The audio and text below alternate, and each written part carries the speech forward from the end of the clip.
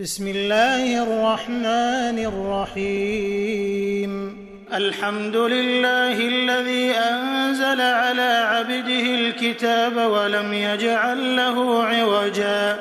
قيما لينذر بأسا شديدا من لدنه ويبشر المؤمنين الذين يعملون الصالحات أن لهم أجرا حسنا ماكثين فيه أبدا وينذر الذين قالوا اتخذ الله ولدا ما لهم به من علم ولا لآبائهم كبرت كلمة تخرج من أفواههم إن يقولون إلا كذبا فلعلك باخع نفسك على آثارهم إن لم يؤمنوا بهذا الحديث أسفا إنا جعلنا ما على الأرض زينة لها لنبلوهم أيهم أحسن عملا وإنا لجاعلون ما عليها صعيدا جرزا أم حسبت أن أصحاب الكهف والرقيم كانوا من آياتنا عجبا إذ أوى الفتية إلى الكهف فقالوا ربنا آتنا من لدنك رحمة وهيئ لنا من أمرنا رشدا فضربنا على آذانهم في الكهف سنين عددا ثم بعثناهم لنعلم أي الحزبين أحصى لما لبثوا أمدا نحن نقص عليك نبأهم بالحق إنهم فتية آمنوا بربهم وزدناهم هدى وربطنا على قلوبهم إذ قاموا فقالوا ربنا رب السماوات والأرض لن ندعو من دونه إلها لقد قلنا إذا شططا هؤلاء قوم اتخذوا من دونه آلهة لولا يأتون عليهم بسلطان بين فمن أظلم ممن افترى على الله كذبا وإذ اعتزلتموهم وما يعبدون إلا الله فأووا إلى الكهف ينشر لكم ربكم من رحمته ويهيئ لكم من أمركم مرفقا وترى الشمس إذا طلعت تزاور عن كهفهم ذات اليمين وإذا غربت تقرضهم ذات الشمال وهم في فجوة منه ذلك من آيات الله من يهد الله فهو المهتد ومن يضلل فلن تجد له وليا مرشدا وتحسبهم أيقاظا وهم رقود ونقلبهم ذات اليمين وذات الشمال وكلبهم باسط ذراعيه بالوصيد لو اطلعت عليهم لوليت منهم فرارا ولملئت منهم رعبا وكذلك بعثناهم ليتساءلوا بينهم قال قائل منهم كم لبثتم قالوا لبثنا يوما أو بعض يوم قالوا ربكم أعلم بما لبثتم فابعثوا أحدكم بورقكم هذه إلى المدينة فلينظر أيها أزكى طعاما فليأتكم برزق منه وليتلطف ولا يشعرن بكم أحدا إنهم إن يظهروا عليكم يرجموكم أو يعيدوكم في ملتهم ولن تفلحوا إذا أبدا وكذلك أعثرنا عليهم ليعلموا أن وعد الله حق وأن الساعة لا ريب فيها إذ يتنازعون بينهم أمرهم فقالوا ابنوا عليهم بنيانا ربهم أعلم بهم قال الذين غلبوا على أمرهم لنتخذن عليهم مسجدا سيقولون 3 رابعهم كلبهم ويقولون 5 سادسهم كلبهم رجما بالغيب ويقولون 7 وثامنهم كلبهم قل ربي أعلم بعدتهم ما يعلمهم إلا قليل فلا تمار فيهم إلا مراء ظاهرا ولا تستفت فيهم منهم أحدا ولا تقولن لشيء إني فاعل ذلك غدا إلا أن يشاء الله واذكر ربك إذا نسيت وقل عسى أن يهديني ربي لأقرب من هذا رشدا ولبثوا في كهفهم 300 سنين وازدادوا 9 قل الله أعلم بما لبثوا له غيب السماوات والأرض أبصر به وأسمع ما لهم من دونه من ولي ولا يشرك في حكمه أحدا واتل ما أوحي إليك من كتاب ربك لا مبدل لكلماته ولن تجد من دونه ملتحدا واصبر نفسك مع الذين يدعون ربهم بالغداة والعشي يريدون وجهه ولا تعد عيناك عنهم تريد زينة الحياة الدنيا ولا تطع من أغفلنا قلبه عن ذكرنا واتبع هواه وكان أمره فرطا وقل الحق من ربكم فمن شاء فليؤمن ومن شاء فليكفر إنا أعتدنا للظالمين نارا أحاط بهم سرادقها وإن يستغيثوا يغاثوا بماء كالمهل يشوي الوجوه بئس الشراب وساءت مرتفقا إن الذين آمنوا وعملوا الصالحات إنا لا نضيع أجر من أحسن عملا أولئك لهم جنات عدن تجري من تحتهم الأنهار يحلون فيها من أساور من ذهب ويلبسون ثيابا خضرا من سندس واستبرق متكئين فيها على الأرائك نعم الثواب وحسنت مرتفقا واضرب لهم مثل الرجلين جعلنا لأحدهما جنتين من أعناب وحففناهما بنخل وجعلنا بينهما زرعا كلتا الجنتين آتت أكلها ولم تظلم منه شيئا وفجرنا خلالهما نهرا وكان له ثمر فقال لصاحبه وهو يحاوره أنا أكثر منك مالا وأعز نفرا ودخل جنته وهو ظالم لنفسه قال ما أظن أن تبيد هذه أبدا وما أظن الساعة قائمة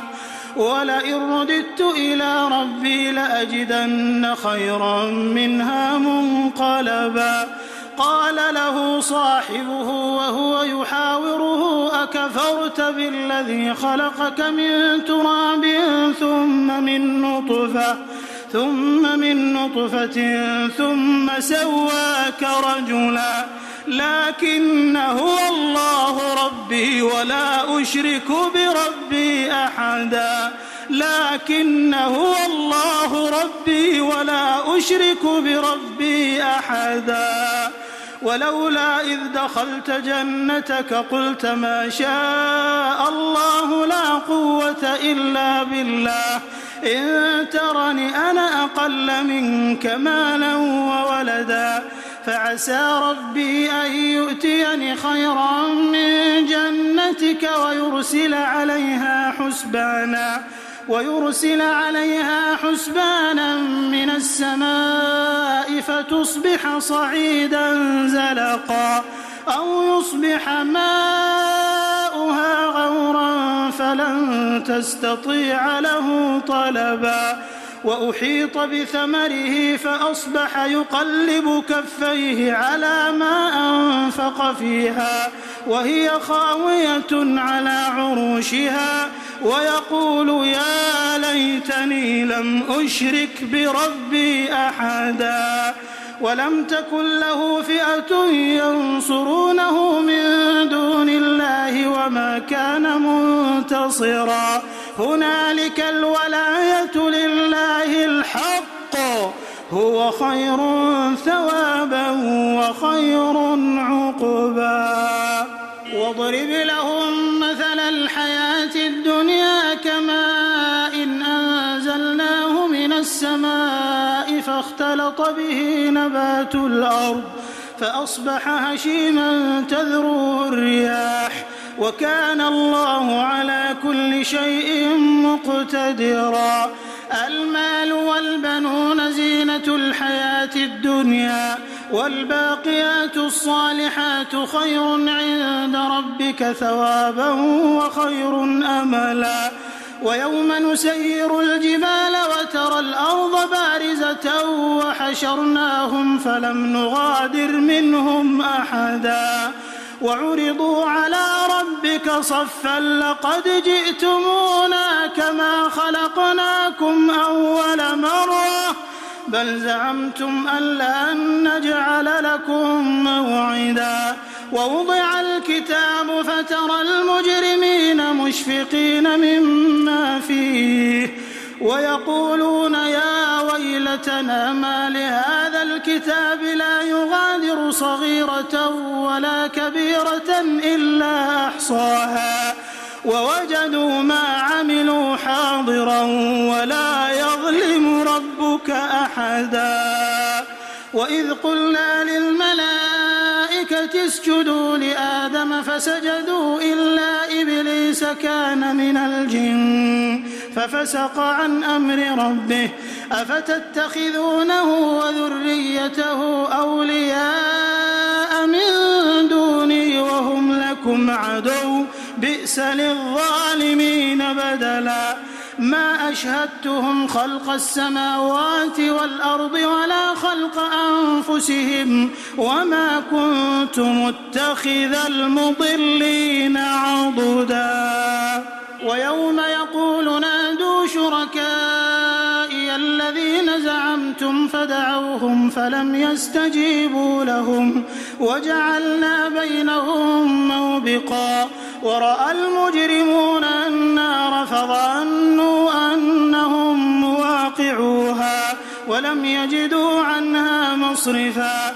ولقد صرفنا في هذا القرآن للناس من كل مثل وكان الإنسان أكثر شيء جدلا وما منع الناس أن يؤمنوا إذ جاءهم الهدى ويستغفروا ربهم إلا أن تأتيهم سنة الأولين أو يأتيهم العذاب قبلا وما نرسل المرسلين إلا مبشرين ومنذرين ويجادل الذين كفروا بالباطل ليدحضوا به الحق واتخذوا آياتي وما أنذروا هزوا ومن أظلم ممن ذكر بآيات ربه فأعرض عنها ونسي ما قدمت يداه إنا جعلنا على قلوبهم أكنة أن يفقهوه وفي آذانهم وقرا وإن تدعهم إلى الهدى فلن يهتدوا إذا أبدا وربك الغفور ذو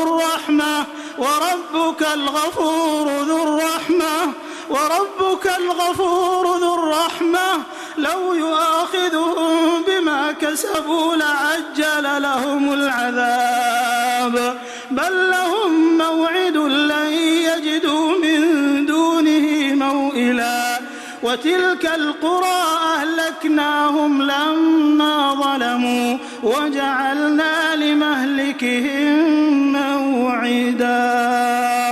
وإذ قال موسى لفتاه لا أبرح حتى أبلغ مجمع البحرين أو أمضي حقبا فلما بلغا مجمع بينهما نسيا حوتهما فاتخذ سبيله في البحر سربا فلما جاوزا قال لفتاه آتنا غداءنا لقد لقينا من سفرنا هذا نصبا قال أرأيت إذ أوينا إلى الصخرة فإني نسيت الحوت وما أنسانيه إلا الشيطان أن أذكره واتخذ سبيله في البحر عجبا قال ذلك ما كنا نبغي فارتدا على آثارهما قصصا فوجدا عبدا من عبادنا آتيناه رحمة من عندنا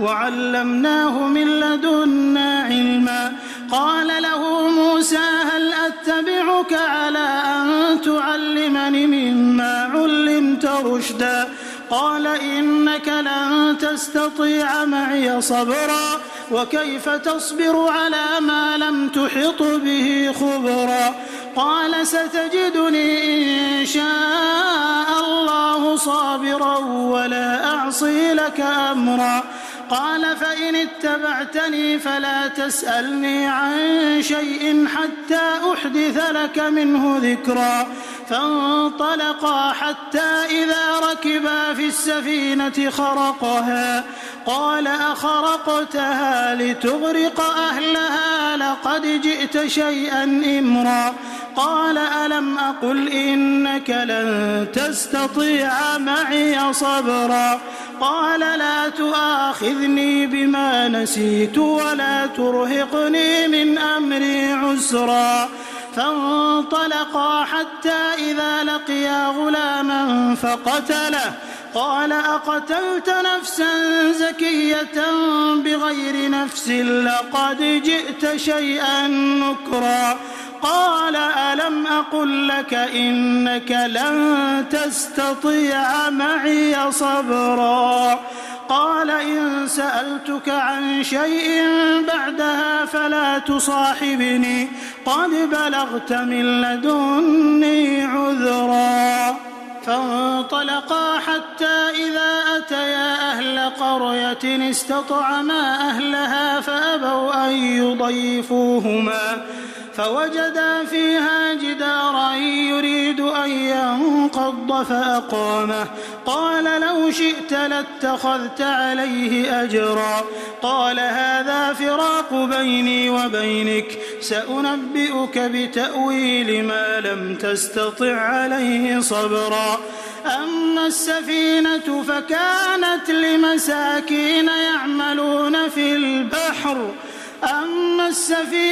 فكانت لمساكين يعملون في البحر فأردت أن أعيبها وكان وراءهم ملك يأخذ كل سفينة غصبا وأما الغلام فكان أبواه مؤمنين فخشينا أن يرهقهما طغيانا وكفرا فأردنا أن يبدلهما ربهما خيرا منه زكاة وأقرب رحما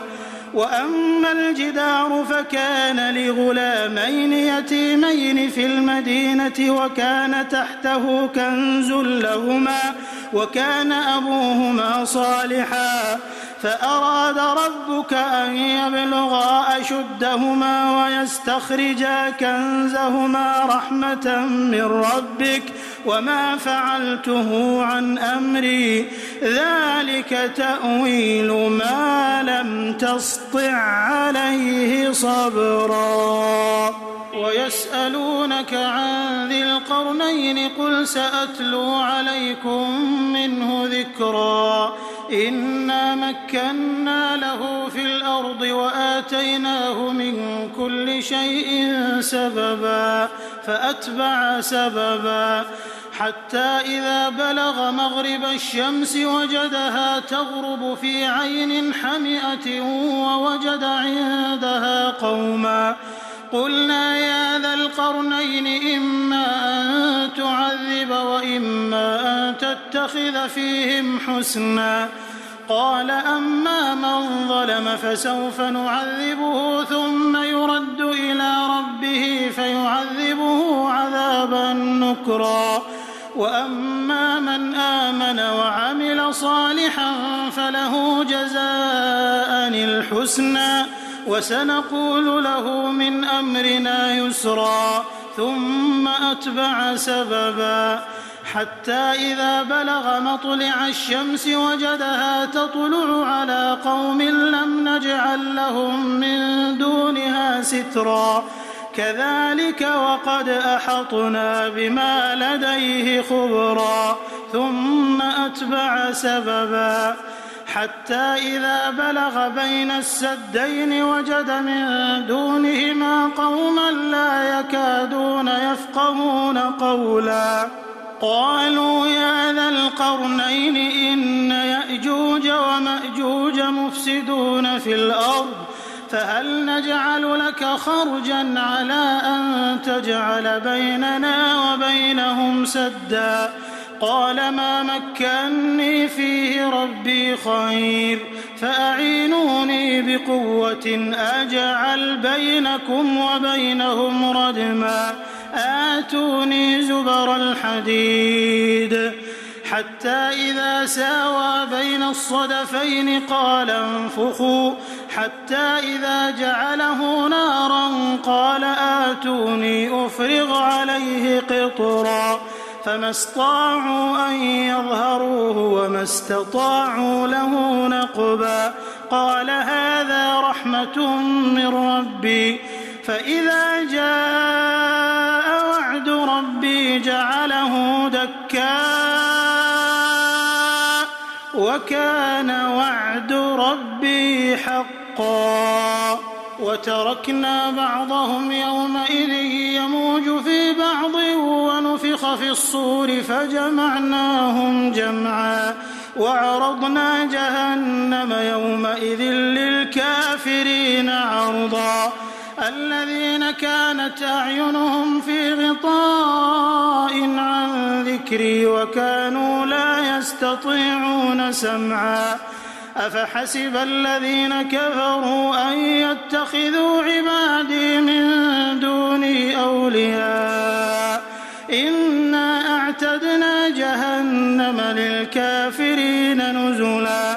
قل هل ننبئكم بالأخسرين أعمالا الذين ضل سعيهم في الحياة الدنيا وهم يحسبون أنهم يحسنون صنعا أولئك الذين كفروا بآيات ربهم ولقائه فحبطت أعمالهم فلا نقيم لهم يوم القيامة وزنا ذلك جزاؤهم جهنم بما كفروا واتخذوا آياتي ورسلي هزوا